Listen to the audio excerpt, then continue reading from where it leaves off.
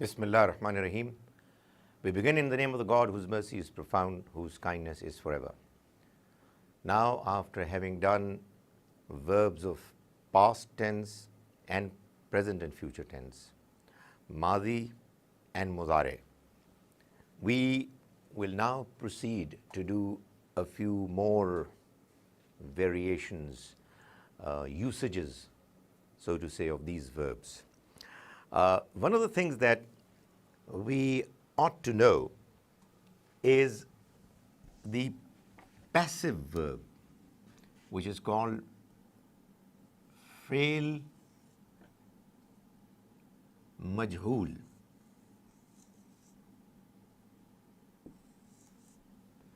Which is passive verb. That's what we use in every language, and obviously it's there in Arabic as well. In English, you say he beat up, and this is an active verb.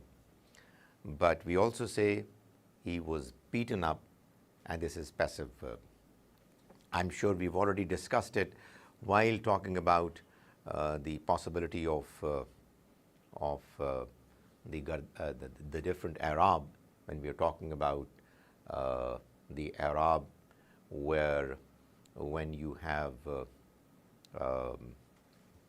Rafa, and the Rafa is on a noun because of the fact that it has a passive verb which is causing it to become a noun, to become naib fa'il.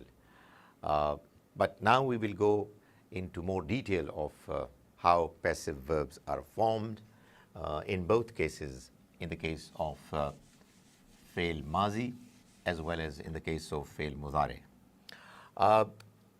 We already know the gardan now, so I don't need to write the different titles of the categories. I'll assume that you already know that there are 14 boxes of the gardan, the metrics. So we used to write, for example, our oft repeated verb daraba. He beat up. Now, when we are talking about the verb fail, which is past, madi, which is passive, majhool, so it's going to take a certain form. So obviously, when we used to say fail madi, it was given, assumed that it was fail mazi maruf, active. That was active, maruf. This one that we are doing is passive. So when we are doing fail madi majhool, dhureba is going to change its form to become dhureba. Daraba is going to, change its form to become dhureba. And it is always going to be the same when it comes to past. The same form, dhureba, when you're talking about two, it is going to be dhureba, and when it's going to be jama, plural, it's going to be dhurebu. I'm sure that you already know that there is an alif added. And everything else is going to follow. Hopefully, you will do before me. Dhurebat instead of dharabat. Dhurebata instead of dharabata, and dhuribna instead of dharabna. Dhuribta instead of dharabta. When it was dharabta, it meant you beat up.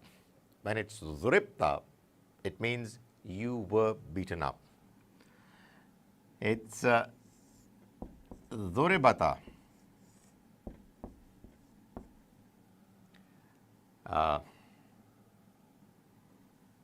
pardon me. Zuribta, zuribtuma. The two of you were beaten up. And zuribtum, the many of you were beaten up. In case of maruf, it was zarabta, zarabtuma, zarabtum. In case of passive, it's zuribta, zuribtuma, zuribtum. You, one lady, were beaten up, zuribti. The two of you, ladies, gents, or one lady, one gent, zuribtuma. Many of you ladies were beaten up, zuribtunna. May it never happen, but we're just practicing the verb. I was beaten up, zuribtu. And we all were beaten up, zuribna. Zuribna. Quite as simple as that. So this is the gardan of passive verbs when they are in the past tense. And as I said, it would always remain that way, the same way.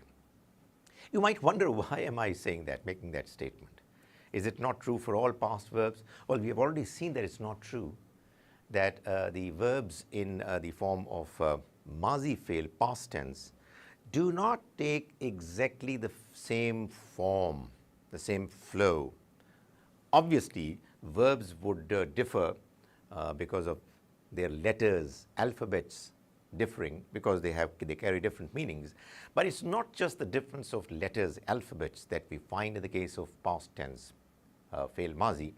We also know that sometimes a verb is like daraba, sometimes it is like, let's say, something with a kasra in the second letter, and instead of zaraba, we therefore have to have samia, which is not like zaraba sama.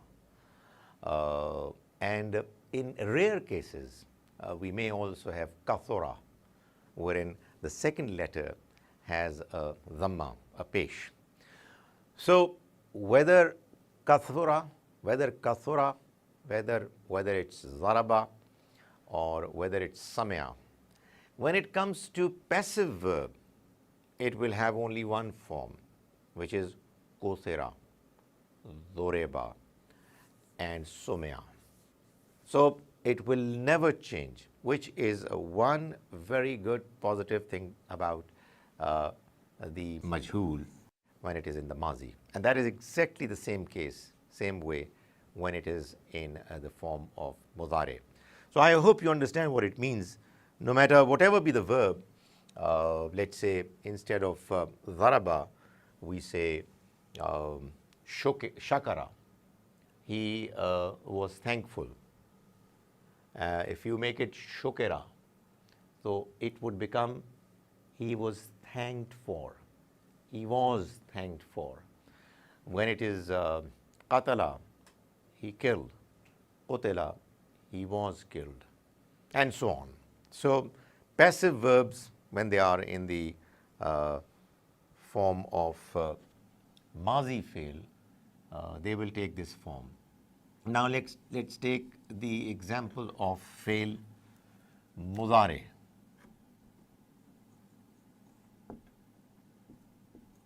Fail mudare, which, as you've already seen, is both present and future as far as its potential possibility is concerned. When it comes to its application in the real life language usage of it, in almost all sentences, maybe a few rare exceptions apart, they would either mean present or future. Sometimes there are symbols, there are signs which would specify whether it's present or future, but in most cases it's going to be the context that would decide whether a verb used in the form of mudare is being used for the present tense or the future tense. But here we are practicing fail mudare majhul, passive. So the first one is, let's take the active first, yadribu, daraba yadribu. Yadribu means he is beating up or he will beat up. Or you want to say he is being beaten up, or he will beat up. So making it passive would require you to put a dhamma in the first letter, fatha in the third letter, yudrabu, and the job will be done. So in the case of mazi, it was dhureba. In case of mudare, it's yudrabu. And the rest follows without any changes, and I'm sure you will be able to do it comfortably. Yudrabani, yudrabuna.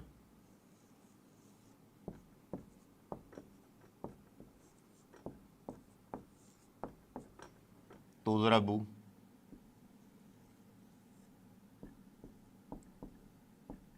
You, one lady was beaten up or is being beaten up, shall be beaten up or is being beaten up. Tudrabu.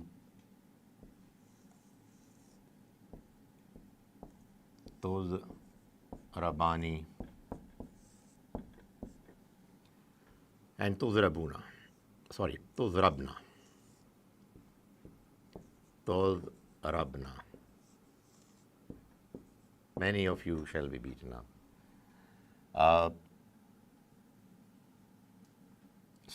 Many of they shall be beaten up. Tudrabu, tudrabani, tudrabuni. This is third person. Now we are talking about second person, the one who is present. We're talking about masculine first. Tudrabu.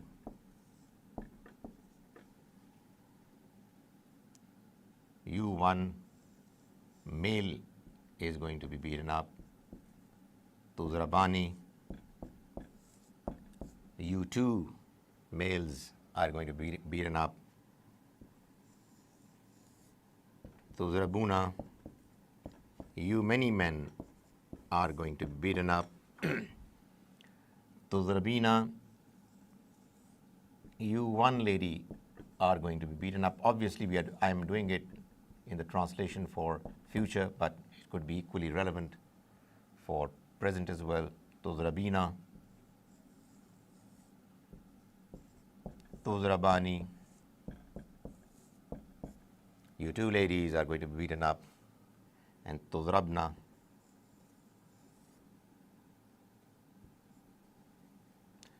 Tadrabina, tadribani, tadrabna.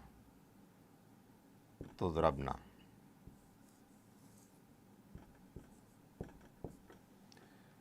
Tadribu, tadribani, yadribna. Here it should have been yudrabna. That's what I was wondering. Where am I going wrong? Yes, it was yudrabna, and here it's tudrabna. Pardon me. Now it's udrabu. I'm going to be beaten up, and nudrabu. We are going to be beaten up. If you're getting irritated as to why I'm not putting it up over there, well, it's because I hope that we've done it so many times that you already know that it's singular. This is two, tasniya, and this is jama. So you know when we have this matrix kardan made up now, you know already that it's muzakkar, it's muannas,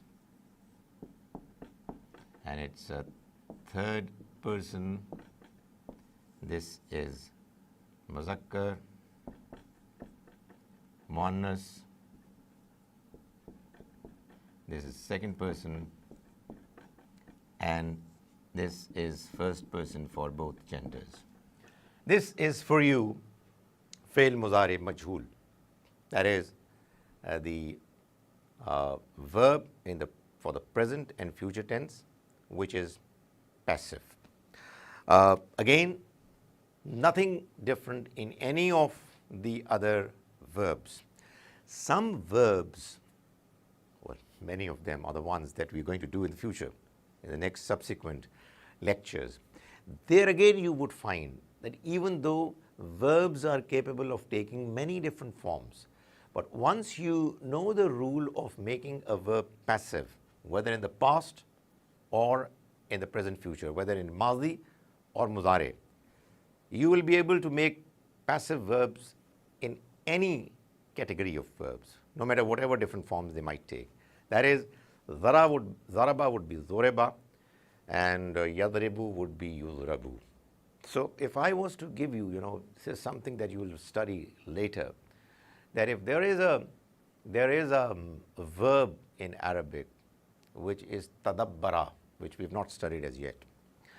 Tadabbara, when it's going to take the form of passive, a majhul, it's going to be tudubbira, like Zoreba.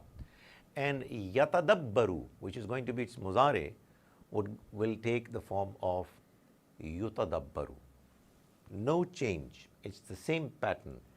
The active verbs, the fail af'al which are maruf, will change. Tadabbara is a completely different form.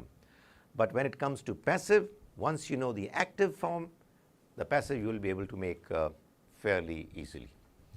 I just wanted to give you a flavor of what's going to follow.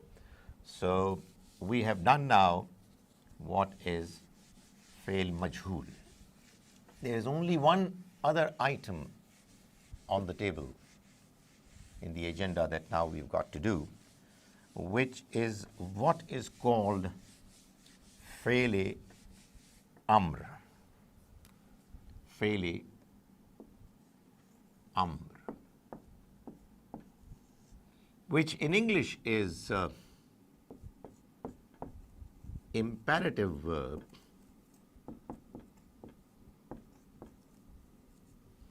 but there's a difference. In Arabic, when you have fail amr, it's imperative order, command, as well as a request. So when we request God Almighty in our prayers, the verb that we use is fail amr. Obviously we've got no business to order him. We just request him very humbly. But in English, in order for an order to become a request, you've got many other things that you can possibly do. Please do it for me kindly, very kind of you. I'll be really obliged, and so on. In Arabic, well, when it comes to the simple form of verb, it's absolutely the same. It's the context that decides. Now, how do we make a fail amr? Now, let's be clear that when you are saying fail amr, you are ordering somebody, requesting someone. So it's happening right now. So past tense is ruled out.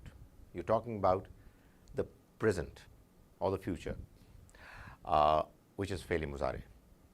Now, that's one thing. So when we're talking about fail amr, we're talking about fail muzare. And we are talking about fail amr, we are neither talking to somebody who's not present, nor are we talking to ourselves. We're talking to the person who is present, the one we are speaking to, the one we are communicating with. So in other words, when we're talking about fail amr, we are talking about the second person.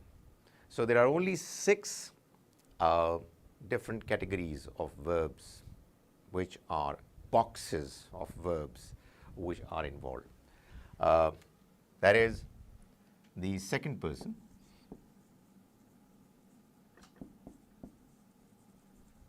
which is hadir and muzare. So let's say we are talking about our favorite verb, yadribu, yadribani.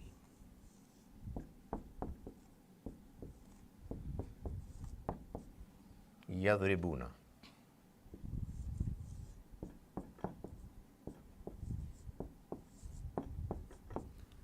Tadribu.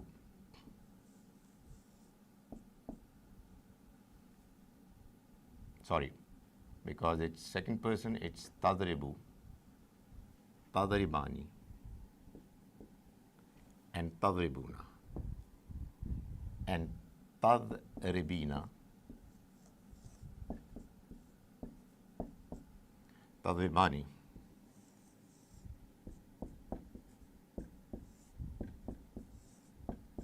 and tadribna. Although I didn't make this mistake deliberately, it's sometimes good that one makes it while teaching so that the students are able to figure out that it really is not correct, and they're pointing out. I hope that some of you did feel that what I'm doing was wrong.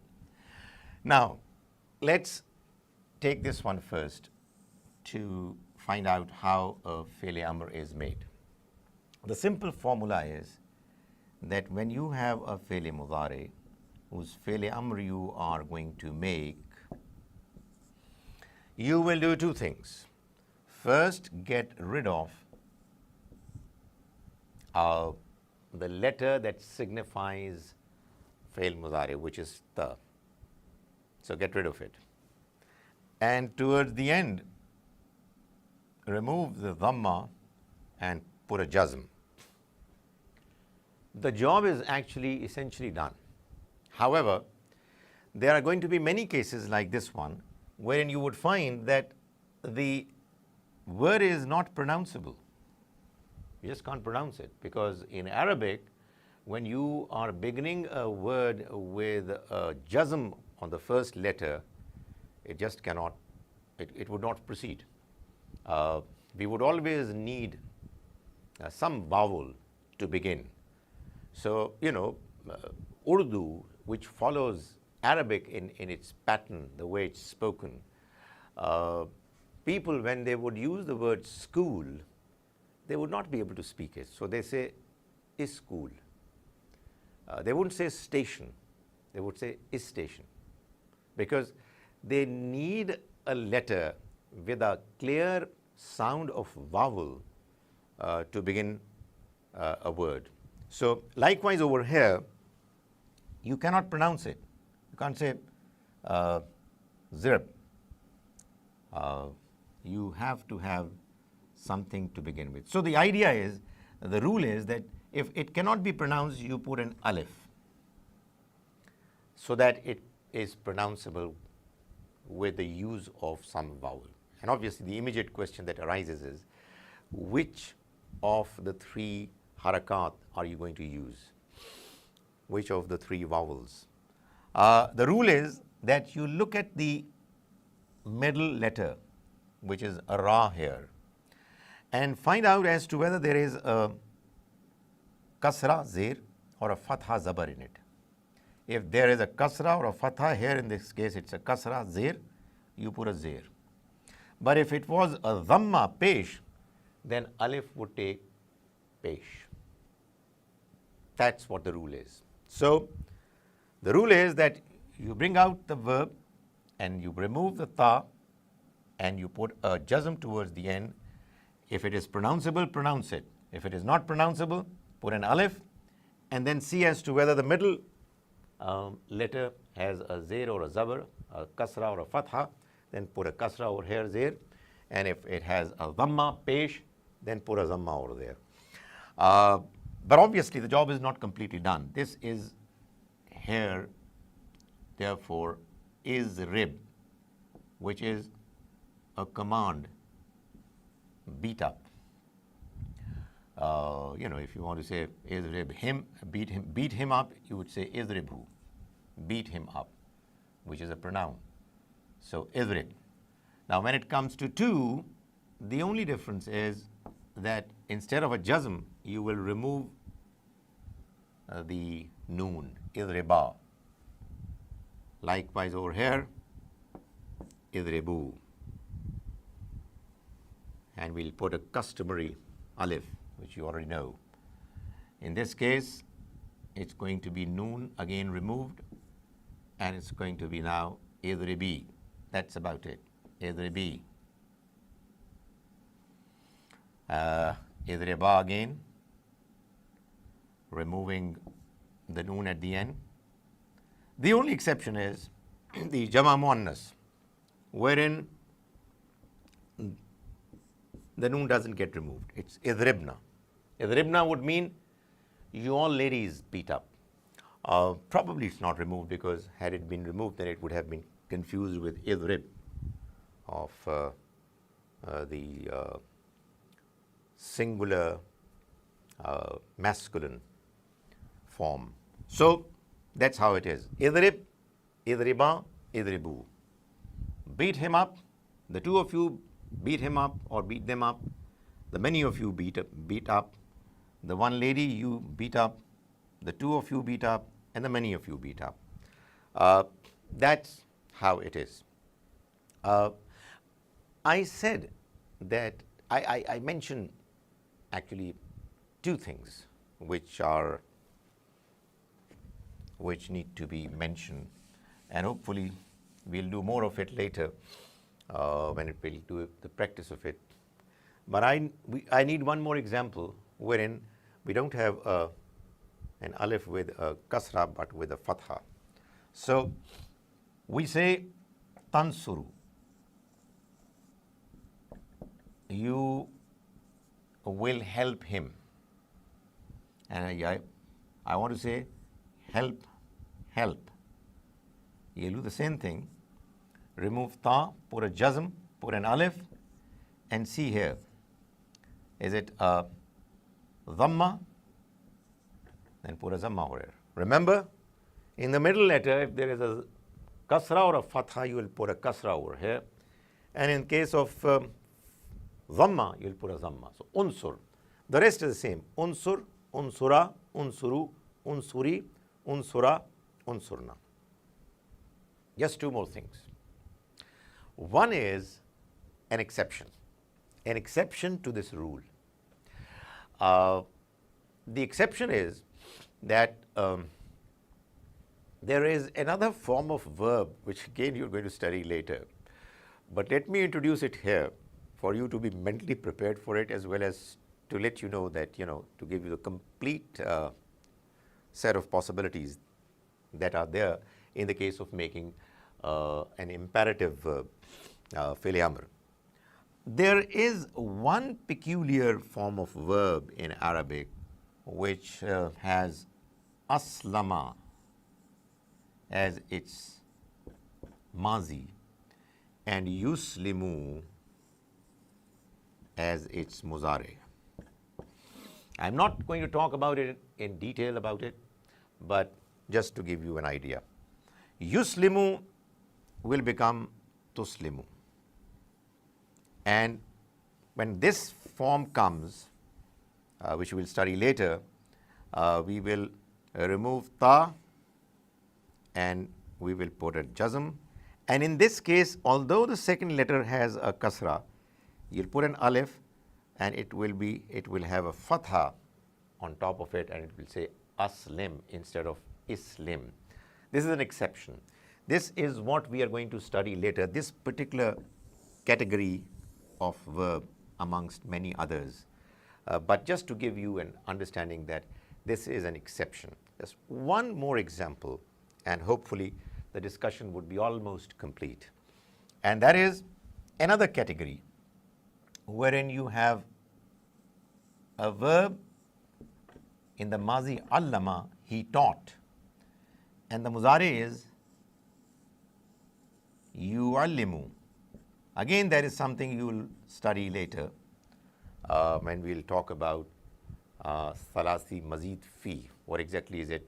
You'll learn later. Yu'allimu, he is teaching or he will teach, will take the form of tu'allimu, you are teaching or you'll teach. But when you want to make a fi'l amr of it, you will remove the and have a jazm at the end, and you know what? You will be able to pronounce it. Allim. So allim means teach. you will not need the help of an alif to begin with, at the beginning, because alif was added to make the word pronounceable.